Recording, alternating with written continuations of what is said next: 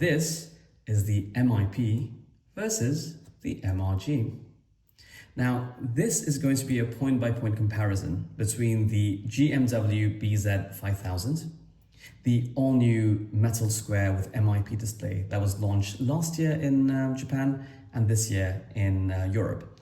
And we're going to compare that with the MRG B5000, which is of course the top of the line high-end premium G-Shock, the best G-Shock that money can buy. So I've already reviewed this one, the BZ5000, in my channel, so I'll include the link in the description. And I will also be reviewing this thoroughly in a couple of weeks. So do subscribe if you want to watch that. Let's start with what's similar between the two. These are both G-Shocks. They're both built to withstand all manner of abuse. Anywhere you go, both these watches can go and they'd be absolutely fine. They also have pretty much the same functions with small differences that we'll get to, but they both have tough solar and multi-band 6 for solar charging and also time syncing with radio towers in different parts of the world. So they're both insanely durable, insanely accurate, set and forget watches that could last you a lifetime. However, one, the BZ5000, costs you about 600 euros new, and the other, the MRG, costs about 4,000 euros new. So obviously they're not quite the same watch, and they're not at the same level. But what are exactly the differences? Let's find out. I think this one, I would say the value proposition is that it's a more elegant square, so more elegant than the resin ones, the classic resin ones, which will stand the test of time and work just as well with a suit and tie as it will with trainers and shorts. So really, it's the refined G-Shock that goes with anything. That's what this is. The value proposition with this is a bit more dramatic. This is the very best digital watch that money can buy. Exotic materials, outstanding finishing, we'll get to that. It's a timepiece that really exudes luxury. It's Casio showing off what they're capable of at the highest of levels. So this is the ultimate stealth wealth watch. So this one is built with stainless steel and has a 3-part construction for shock resistance. So you've got the upper bits with the bezel, the lower bits that houses the module, and then you've got this resin spacer in between that deforms and actually absorbs the shock. It's simple, reliable, and durable. Now, the case design on this, the MRG, is, there's a lot to say here. You have T-bars on the 4 corners to absorb shock. So there's no resin spacer in this one. And this is a completely different design, and it's done to accommodate the 25-piece bezel so that makes up the top bit. So in this one, it's 1 piece. Here, it's 25 pieces. And the reason they did that is so that they could finish it in a certain way. We'll get to that in a bit. So the case is constructed with Ti64, so titanium 64, which is twice as hard as stainless steel. The bracelet uses something called DAT55G titanium, and that's about 2.5 times, 2.5 times as hard as stainless steel. And the bezel, now the bezel is something is just absolutely marvelous. It's made with Cobarion. Now Cobarion is the name of a cobalt chrome alloy developed in a Japanese university, and this is 3.5 times harder than stainless steel. And unlike the ion plating in the MIP version, this one has DLC. Now, DLC is diamond-like carbon coating. You can only do that when you want something to look black or blackish, and it's 10 times harder, over 10 times harder actually, and more scratch resistant than stainless steel. And because this is hardened carbon, you can really only scratch this with something like a diamond. So it's very similar to the sapphire glass that this has. So really, these are exotic materials with unique properties that you will not really find in any watch at this price range. Which brings me to the finishing. So this one has what I would call standard finishing, but very acceptable for the price. It's got a mix of polished, so most of the watch is polished, as you can see, even the links are polished, the case is polished, but the bezel is brushed. And the brushing on the top of the bezel is excellent. I really, really like it. So this is perfectly acceptable for the price. And whilst the IP coating is not as good as the DLC on the MRG, it's still very good. And I think over time, the scratches will give it a nice weathered look. So that's the MIP. Now the MRG is where the finishing really, really shines. Quite literally. It's absolutely exquisite. Because what they've done here is that they've taken titanium, they've done the DLC diamond-like carbon coating, and then they've Zaratsu polished it, or Shalaz polished it, right? So this is the same technique that Seiko uses on their Grand Seiko line.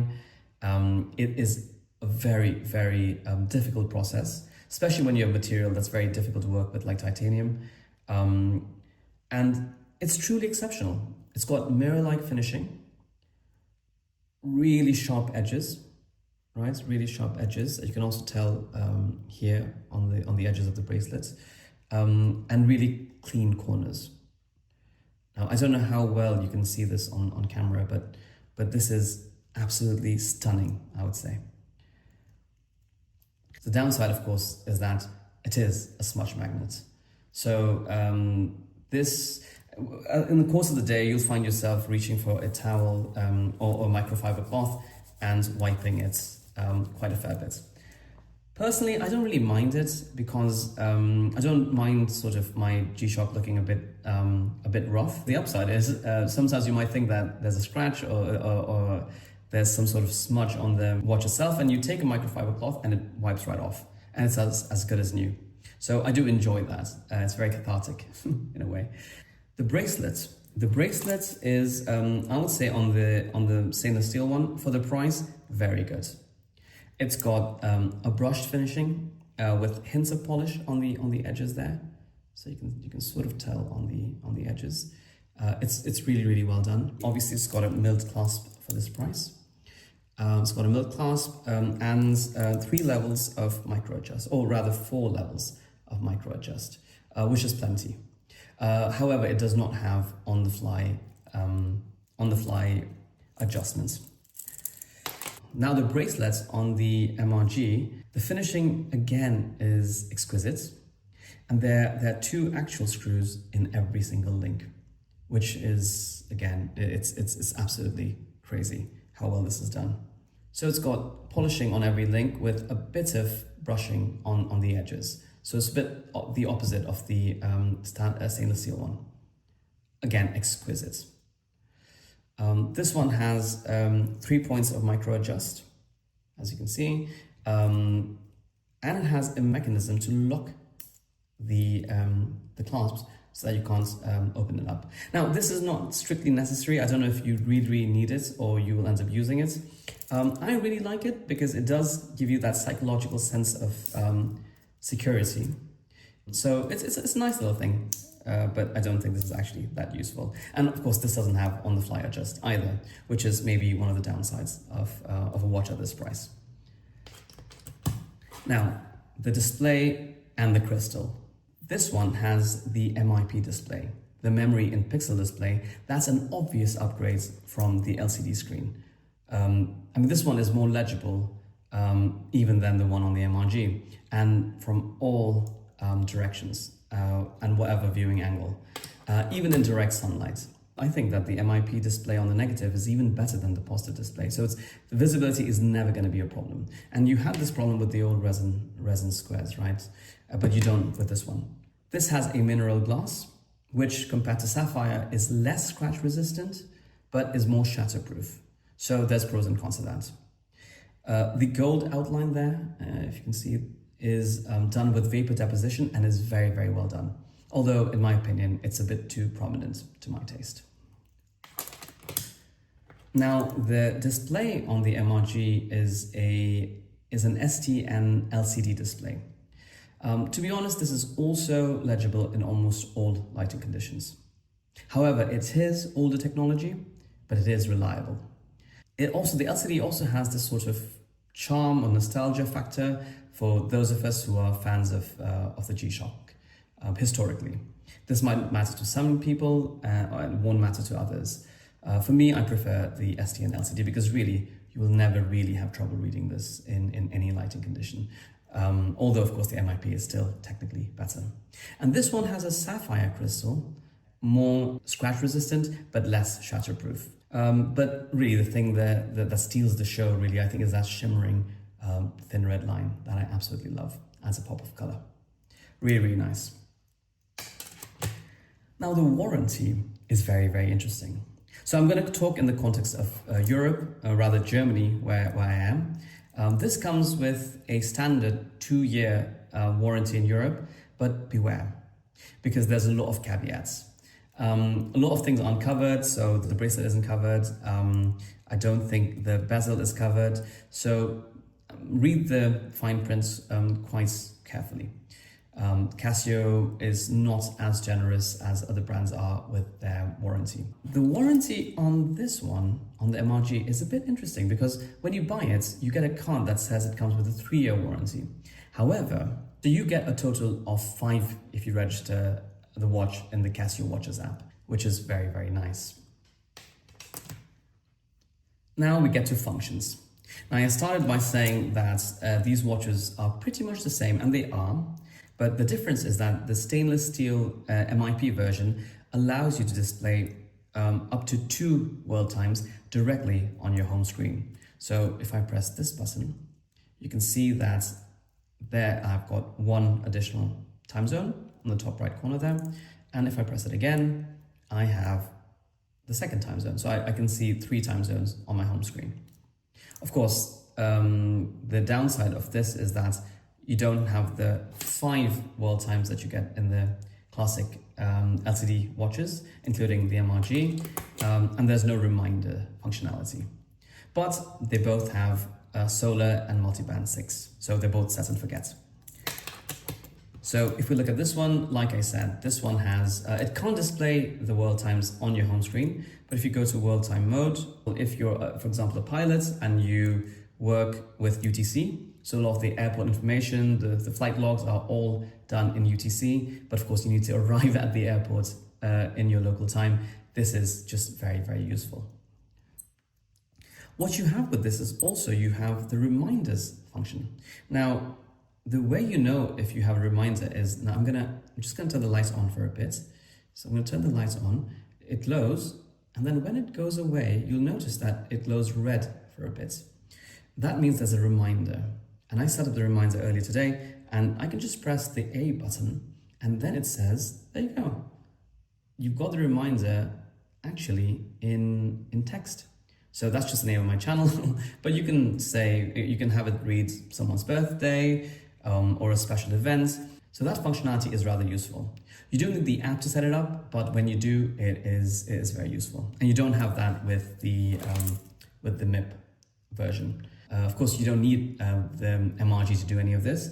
You could just get an older LCD version of the metal square and you'd get all these functions as well. Now, here's the big one, value for money. Now, this is of course a very, very subjective category, but I think that the value for money for this one, the stainless steel one, is excellent. It's a solid piece that's versatile, durable, and will stand the test of time. So unlike resin, it won't disintegrate over time. So I think this is almost a perfect watch. You get everything you need in a watch, including alarms, stopwatch, timer, all of that for 600 euros with some lovely finishing and a very nice bracelet. So I think you're really getting your money's worth here. Of course, when it comes to the MRG, well, things get a bit more complicated.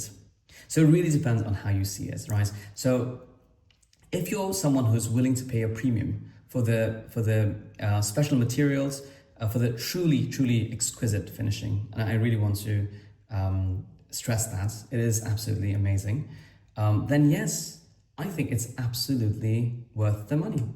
you're getting Grand Seiko-like finishing at a third of the price of a Grand Seiko, even if you paid full retail, right? How many watches do you know that are able to have this level of finishing on a titanium, with titanium and other exotic materials like Cobarion?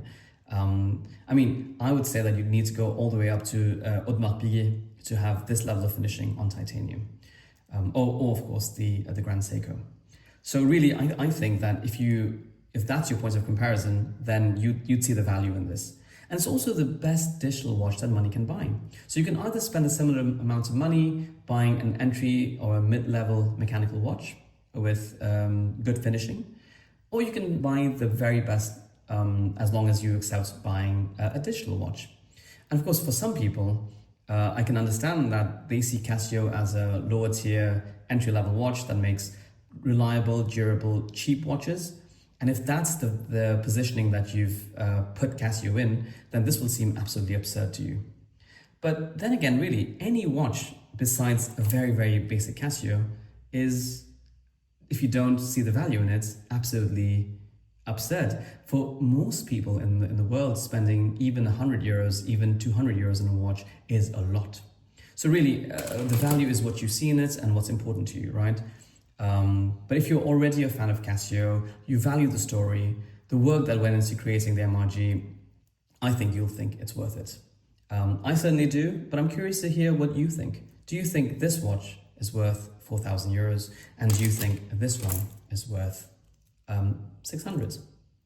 Please let me know in the comments. Finally, let's look at the subjective experience and who it's for. Although it is heavier, so this is size for my wrist 150 grams, whereas the MRG is 100 grams.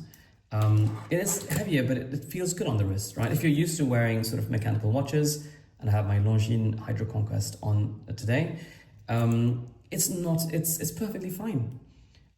Personally, I'm not a big fan of the gold screws because I think they're a little too prominent. I talked about this in my review as well. And I think they take away from the stealthy negative display look. But if you like that, this is absolutely brilliant.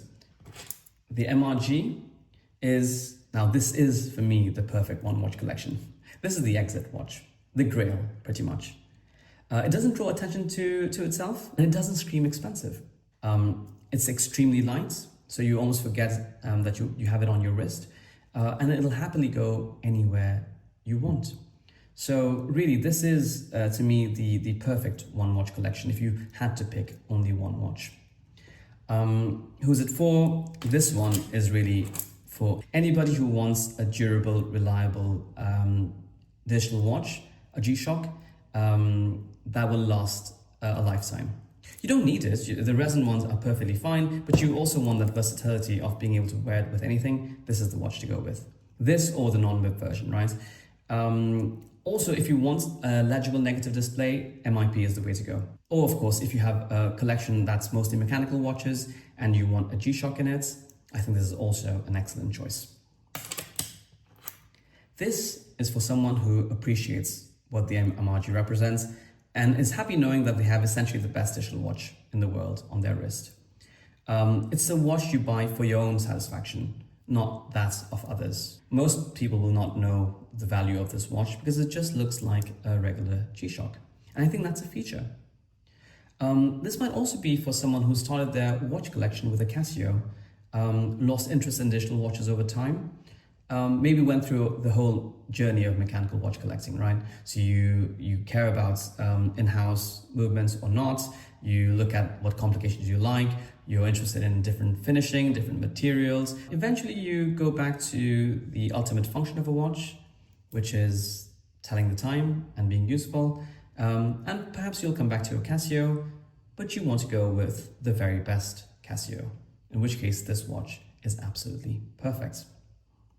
So that was my comparison of the MIP versus the MRG. I hope you enjoyed it, but I'm curious, what do you think? What do you think about these two watches? Which one would you prefer? And do you think that they're worth the asking prices? Don't forget to like and subscribe. In the upcoming weeks, I will be posting a full review of the Casio MRG. and also a review of the 2026 Longines Hydro Conquest that everybody has been talking about. So that's coming up as well. I hope you have a lovely day, and we'll talk later. Bye.